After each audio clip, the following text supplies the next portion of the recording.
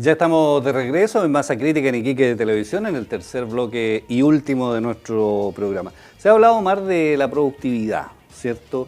Y de estas diferencias, digamos, en salarios que existen en las empresas de nuestro país, que son realmente grandes, significativas. Y la pregunta es si una persona, ¿cierto?, que a lo mejor terminó el cuarto medio, versus uno que tiene un título universitario, amerita, digamos, que las diferencias sean esas, digamos, que una persona gane, no sé, 300.000 pesos y otra gane 15 millones, digamos, en una empresa. Ese es un tema que tiene que ver ¿cierto?, con los aspectos valóricos de una sociedad. Si uno se va a los países nórdicos, ¿cierto?, seguramente no se va a encontrar con esas relaciones entre el que gana menos y el que gana más en una empresa. Y por supuesto que eso provoca inquietud social y provoca problemas y se llega, digamos, a las huelgas y se llega a que haya una animadversión respecto, por ejemplo, del empresariado. Es que hay varias cosas que tú planteas en tu pregunta. A ver, en los países desarrollados la diferencia educacional no es tan grande. ¿Ya? Y la academia, las universidades, están dedicadas al pensamiento. En las universidades, sobre todo europeas, tú no vas a encontrar, con el respeto que me merece esa profesión, ingenieros comerciales. Vas a encontrar formación o escuela de economía. Allá se estudia la economía. Que hay una diferencia enorme entre una y otra. Por otro lado, están estos grandes centros de pensamiento que son las universidades, pero también están los institutos tecnológicos. Y vaya que son institutos tecnológicos. ¿Ya? El más conocido a nivel mundial, ¿verdad? El MIT de la Universidad Dependiente de la Universidad de Chicago. Por lo tanto, hay una fuerte formación. Quien quiere dedicarse a la academia, está la universidad con su doctorado y sus sueldos. Y están los tecnológicos en que la gente permanentemente se está capacitando, que es una cosa que no hemos mencionado. La capacitación de los profesionales debe de ser permanente. De los profesionales, de los trabajadores, de los profesores, de todos. ¿Por qué? Porque necesitamos incorporar en la producción nuevas tecnologías. Lo que se conoce habitualmente como tecnología de punta.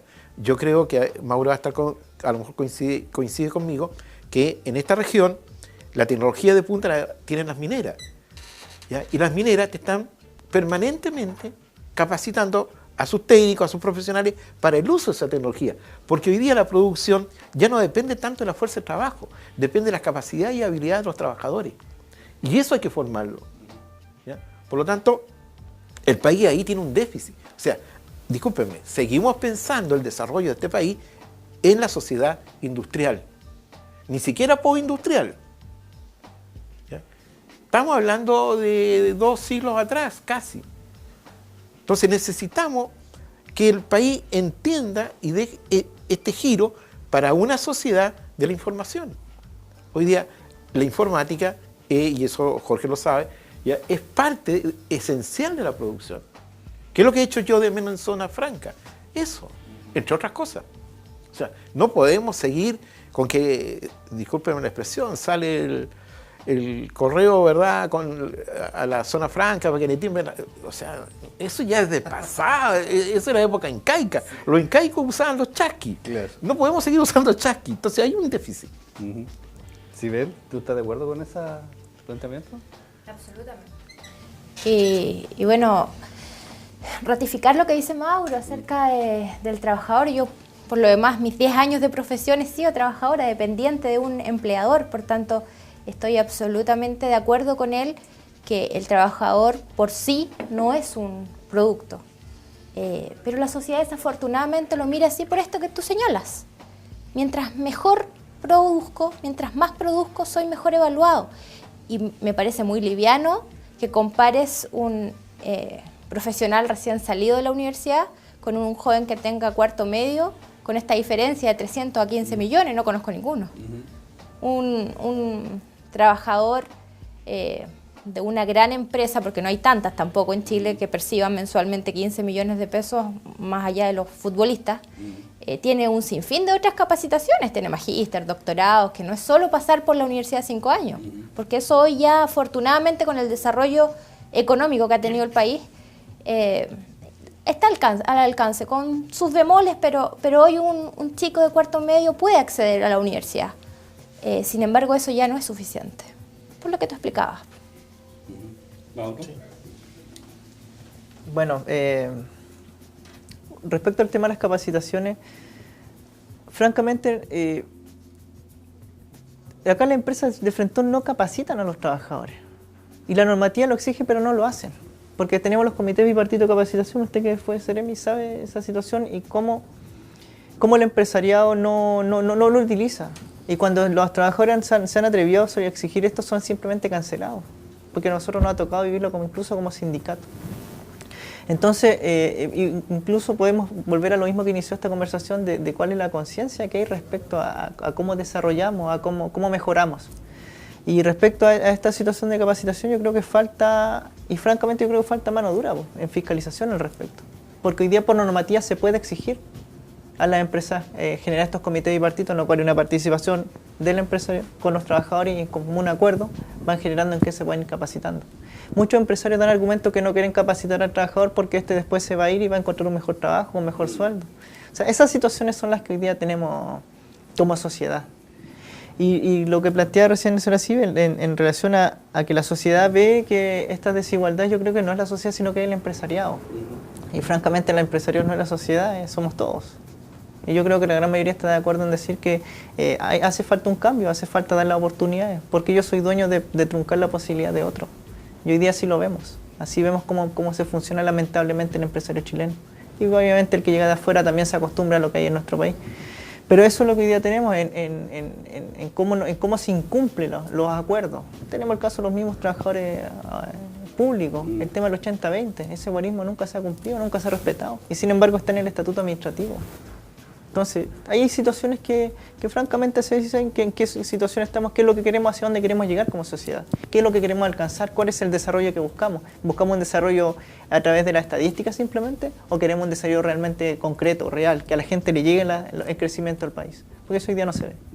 Jorge, hay otro aspecto, ¿cierto?, que también tiene que ver con la tasa de sindicalización, que es muy baja en nuestro país, ¿cierto? Prácticamente menos de un 20%, entiendo. Y hay algunos sectores en donde incluso es menos de un 10, hasta un 5%, digamos, de sindicalización. 5%.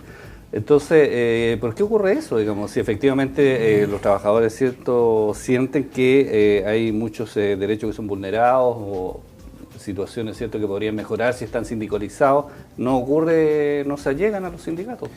Bueno, ahí son reformas que se han pedido que vengan en las reformas laborales que se están pidiendo, que es la sindicalización automática, ¿ya?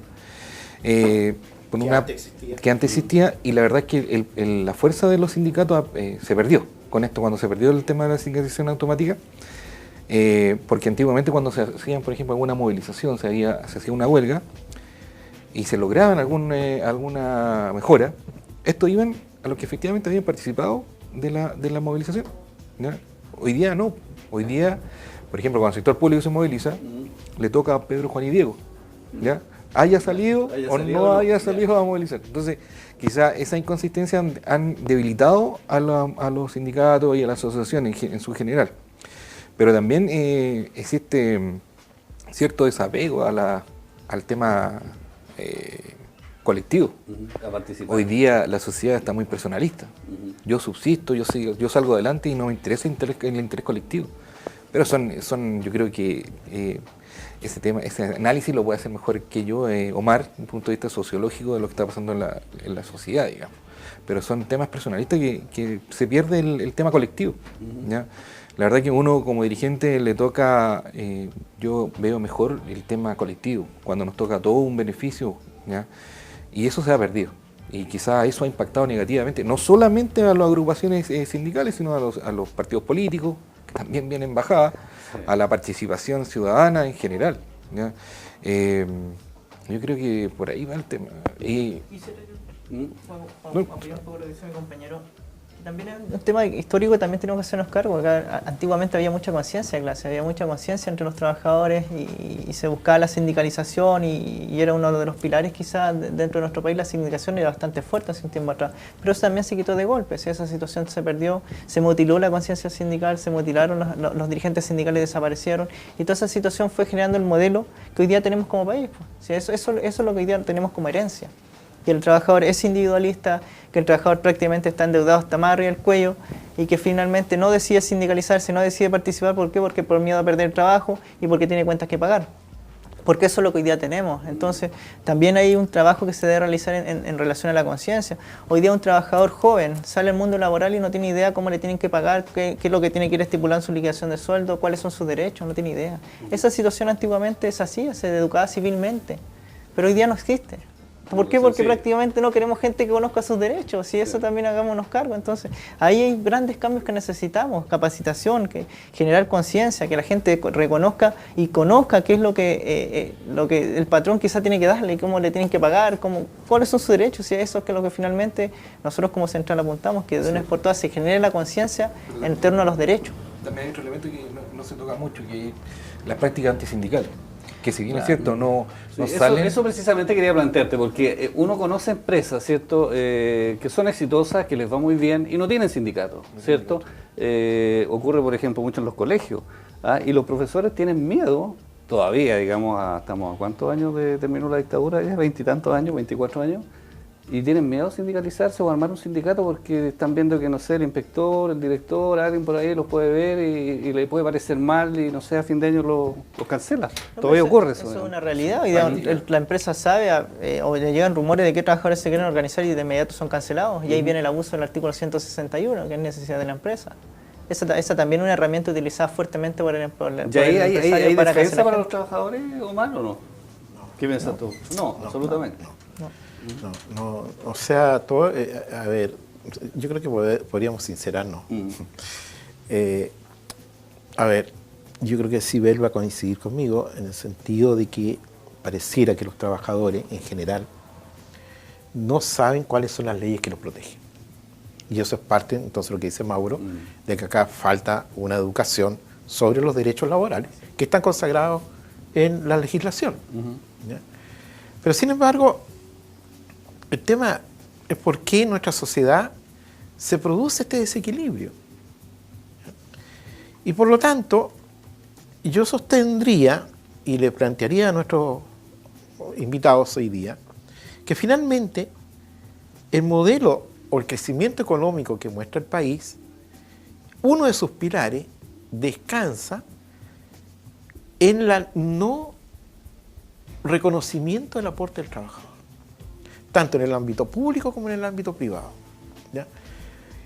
Y por lo tanto, es un crecimiento no solamente desigual en términos de cómo se reparte, sino que también es un crecimiento desequilibrado porque está en base al no reconocimiento del derecho del otro. Y eso provoca entonces esta pugna que ustedes lo han mencionado. ¿Ya? Pero acá hay un tema, a mi juicio, de fondo. O sea, cuando Chile se va a tomar en serio el tema laboral y va a buscar el equilibrio capital-trabajador. Porque el modelo descansa básicamente, y sobre todo cuando se instala el modelo económico, descansa en la no sindicalización, en la no presión de los sindicatos, ya en incluso lo que tú acabas de señalar. ¿Cómo es posible que de 24 años todavía en algunos establecimientos educacionales los sostenedores tengan cámaras en las salas de clase para vigilar a sus profesores? Ese es un régimen que no corresponde a una... y existe. ¿Ya? Y no voy a dar el nombre del colegio para no comprometer quién me dijo esa información. Pero eso existe. O sea, ¿se imaginan tú, yo, que hemos estado en el aparato público, tener una cámara donde el intendente o tu ministro, tu subsecretario te esté observando y te diga, oye, ¿por qué estás leyendo el diario? No es posible. Entonces hay una desconfianza hacia el mundo del trabajo que no debería existir. Bueno, ahí el tema, bueno, importante el tema de las prácticas sindicales que se generan. Tenemos sindicatos que se generan y se crean con harto trabajo, con harta lucha, y al poco tiempo los empresarios empiezan a desmembrarlo, empiezan a sacarle de a uno por diferentes motivos, los miembros que sostienen a la hasta que se quedan solos. Ya teníamos un caso que no lo vamos a mencionar, pero efectivamente se están atacando a un sindicato. Pero por otra parte, quería mencionar... pero Jorge, coincidamos que ahí el Estado no está defendiendo a los trabajadores. Sí, lo que pasa es que hay un tema, acá hablamos mucho del tema de la tecnificación, la capacitación, pero a nosotros nos educaron para saber nuestras obligaciones, ¿ya? Nuestras obligaciones, nuestros deberes, pero ¿y nuestros derechos? ¿Ya? ¿Por qué no, aparte de saber que tenemos que todos los derechos, todas las obligaciones que tenemos mensualmente como ciudadanos, qué pasa con nuestros derechos? ¿Cómo no nos culturizan desde que estamos en el colegio básico, en la media sobre todo, de no solamente los derechos como trabajador, sino la cantidad de derechos que el Estado otorga a los ciudadanos? Hay gente que no sabe ni siquiera de ir a sacar un papel de registro civil, por ejemplo. Pregúntale a un joven de 18 años saliendo de Puerto Medio, ¿dónde sacáis un papel de registro civil, de antecedente, para qué te sirve? ¿Qué sirve? Entonces, la capacitación, la formación debe ser integral de ciudadanos, no solamente señalando las obligaciones, sino también nuestros derechos. ¿Qué es la civilidad que tú le entregas a la gente? Porque hoy día vemos en las aulas, en todos lados se enseña quién es Arturo Prat, Bernardo Higgins, y todos estos próceres que han pasado en la historia del tiempo, pero ¿quién habla de Clotario Blest, de Rita Barren? Que también son personas que generaron cambios dentro de la sociedad, pero que sin embargo están en el olvido, porque obviamente les interesa a ciertos grupos de la sociedad que estén invisibilizados, porque así evitan que se genere conciencia, que se levanten estas figuras dentro del país para ver que realmente se pueden hacer luchas, que se pueden tener conquistas por parte de los trabajadores. Esas son situaciones que hoy día tenemos y que lamentablemente se hacen tremendos reconocimientos más a personas que participan en acciones bélicas o situaciones de guerra o quizás de otra índole, pero cuando se toca desde el punto de vista de los trabajadores se invisibilizan. ¿Sí ven? El Estado ahí tiene una deuda con los trabajadores, ¿o no? Es que el Estado... En términos de defenderlo, de protegerlo, de ampararlo. Coincido, como señalaba Omar, absolutamente con él. Efectivamente, el Estado con sus políticas públicas es el encargado de velar por esto. Mientras el ciudadano no sea capaz de autoaprender por sí mismo estos derechos, es indiscutible que el Estado es el que tiene que estar presente. Durante el 2010, apenas asumió el presidente Sebastián Piñera, la primera gran reforma en materia laboral fue el CENSE.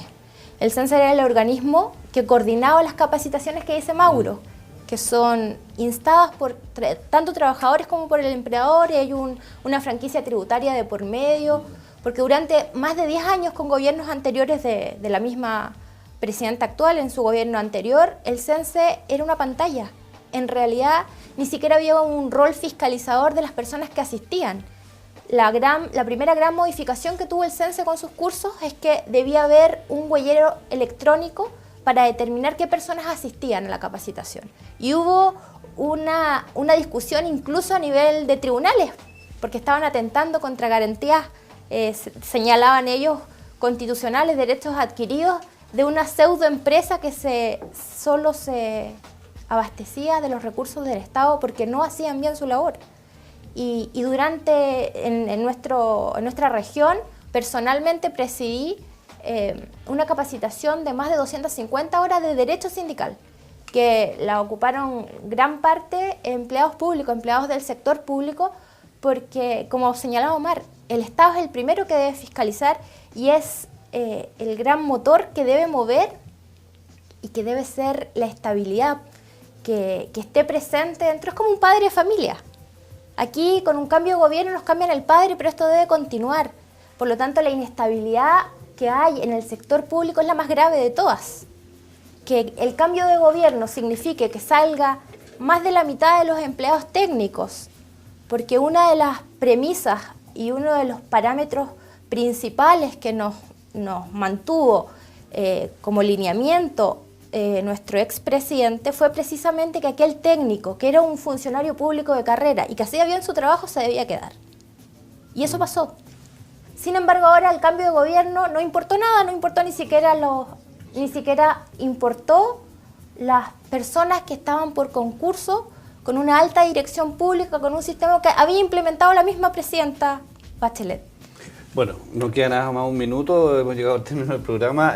Por supuesto podríamos seguir hablando largo sobre el tema, Omar. No sé si se puede redondear un poco. El talón de Aquiles de todos nosotros para poder sostener nuestra familia es el trabajo. El trabajo dignifica y esa dignificación tiene que respetarle el Estado. ¿Qué le parece, don Reinaldo? Así es. Bueno, muchas gracias. Queremos agradecerte, Sibel Jiménez, Mauro Grimaldos y Jorge Pellegrini, que nos hayan acompañado en este programa. Omar, nos vemos la próxima semana. Esperamos. Masa Crítica en Iquique Televisión. Gracias por vuestra compañía. Nos reencontramos la próxima semana.